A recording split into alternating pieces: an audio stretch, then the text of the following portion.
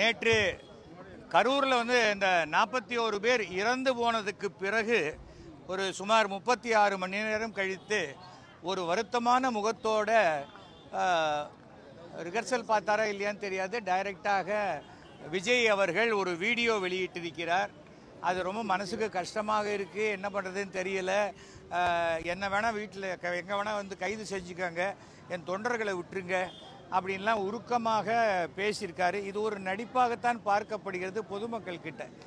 ஏனென்றால் ஒரு கூட்டம் மாத்திரமே ஓட்டாக மாறிடுங்கிற ஒரு தவறான கருத்தில்தான் இந்த கூட்டமும் ரோட் ஷோ நடத்தக்கூடாது அப்படின்னு போலீஸ் சொல்லியும் நாங்கள் நடத்த மாட்டோம்னு எழுதி கொடுத்த பிறகும் அடிப்படை காரணம் தாவேகால எழுதி கொடுத்துருக்காங்க. கொடுத்த பிறகு 27,000 பேர் வந்தா நாங்க என்ன பண்றதுன்னா அதுதான் கட்சி கட்டுப்பாடு. வகிக்கக்கூடிய திறமை அதை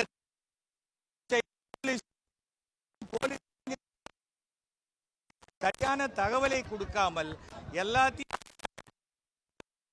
தப்பிச்சு மிக கண்டனத்துக்குரிய ஒரு விஷயம்.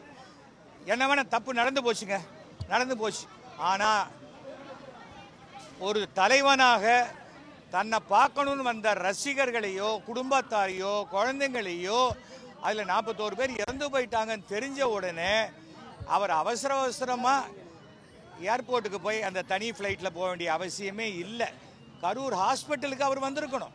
ராத்திரி 10 மணிக்கு மேலே இங்கே முதலமைச்சர் கிளம்பி அங்கே அத்தனை பேரையும் பார்த்துட்டு போயிருக்கார். அங்கேயே செந்தில் பாலாஜி அந்த இடத்துலயே தான் அந்த 24 ஹவர்ஸ் இருந்தார்.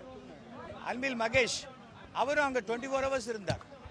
அரசு செய்ய வேண்டிய கடமைகள் எல்லாம் செய்த பிறகு நாம தப்பிச்சுக்கிறதுக்கு அரசின் மேல் பழி போடுறது ஒரு விதமான கோழைத்தனம். பிரச்சனை இருக்கிற இடத்துல இருந்து ஓடி போறதுங்கிறது ரொம்ப தவறான செயல், கோழைத்தனம். அது தலைவனுக்கு உண்டான ஒரு அடிப்படையான தகுதியே அல்ல. இன்னைக்கு என்ன வேணா சொல்லலாம், நாளைக்கு பிஜேபி காப்பாற்றுன்னு சொல்லலாம். இது அரசு தனிநபர் கமிஷன் போட்டிருக்காங்க ஓய்வு பெற்ற நீதிபதியினால. போலீஸ் விசாரணை நடக்குது. டெல்லியிலேருந்து 8 எம்பி ஒரு அரை மணி நேரத்தில் என்ன நடந்ததுன்னு கண்டுபிடிக்க முடியுமா? இதெல்லாம் புரிஞ்சுக்கணும். இதில் யாரையும் நான் குற்றம் சொல்லலை. அரசியலுடைய முதல் பாடத்தை மிக பெரிய விலை கொடுத்து வாங்கிட்டாரு விஜய். அதுலேருந்து சரி பண்ணி வெளியில் வர வேண்டியது அவர் பொறுப்பு. அவர் மற்றவர்களை குற்றம் சொல்றதுல எந்த அர்த்தமும் கிடையாது. அதை தெரிஞ்சுக்கணும். முதல்ல ஒரு யார் பெரிய மனுஷனா, சாரிப்பா நான் தப்பு பண்ணிட்டேன் என்னை மன்னிச்சிருங்கன்னு கேட்குறவன் தான் பெரிய மனுஷன். அதை விட்டுட்டு ஓடி போய் எனக்கு மனசு வருத்தமாக இருக்குது, எனக்கு ரொம்ப உடஞ்சி போயிட்டேன். ஏங்க பெத்த குழந்தைய செத்து போய் அதை போய் இப்போ அடக்கம் பண்ணியாச்சு. நிறைய பேர் எழிச்சிட்டாங்க, சாம்பல் வந்துருச்சு. இப்போ போய் நீங்கள் என்ன ஆறுதல் சொல்ல போறீங்க? அந்த பாடி எந்த ஒரு காரணத்தினால் இந்த சம்பவம் நடந்ததோ அந்த பாடி இருக்கும்போது நீங்கள் போகாமல் இப்போ இன்னும் 10ஆம் நாளைக்கு போகிறேன், 16ஆம் நாள் போகிறேன், நான் 20 லட்ச ரூபா கொடுத்துடலாம், நான் 25 லட்ச ரூபா கொடுக்குறேன், ஒரு 10 வயசு குழந்தைய உங்களால் கொடுக்க முடியுமா? உயிருக்கு உண்டான மரியாதையை தெரிஞ்சுக்கங்க. வெறும் கூட்டம்னா அந்த கூட்டம் ஓட்டாக மாறாது. இது இப்போ இல்லை. பெருந்தலைவர் காமராஜருக்கு அவர் தேர்தலில் நின்று தோற்ற பொழுது ஷோ பேசுகிறார் மெரினால, 1 லட்சம் பேர் கூட்டம்.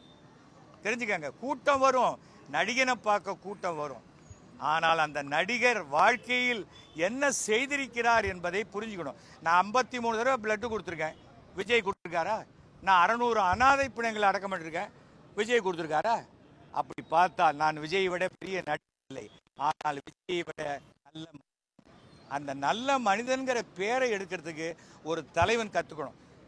சிஎம் அரெஸ்ட் பண்ணுங்க, என்ன சிஎம் அரெஸ்ட் பண்ண மாட்டார், தமிழக அரசு விஜயை அரெஸ்ட் பண்ண மாட்டார். அந்த சிம்பத்தியை வாங்கிக்கிட்டு அதன் மூலம் ஏதாவது கெயின் பண்ணலாம்னு நினைச்சா அதுவும் விஜய்க்கு தோல்வியாகத்தான் போகும். அரசியல்ல பழந்தின்னு கொட்டை போட்டு 6வது முறையாக ஆண்டு கொண்டிருக்கும் அரசு இந்த திமுக அரசு. அவங்க கிட்ட போய் சும்மா இன்னும் வரவே இல்லை. இவர் கமலஹாசன் வந்தார், கடைசியில் எங்கே வந்தார்? திருப்பியும் திமுகவுடைய கூட்டணிக்கு தானே வந்திருக்காரு. ஃபர்ஸ்ட் அதை புரிஞ்சுக்கணும். தமிழகத்தினுடைய கிரவுண்ட் ரியாலிட்டியை தெரியாமல் இங்கே வெறும் கூட்டத்தை மட்டும் வச்சு அரசியல் பண்ண முடியாதுங்கிறத நான் தெளிவாக தெரிவித்துக் கொள்கிறேன்.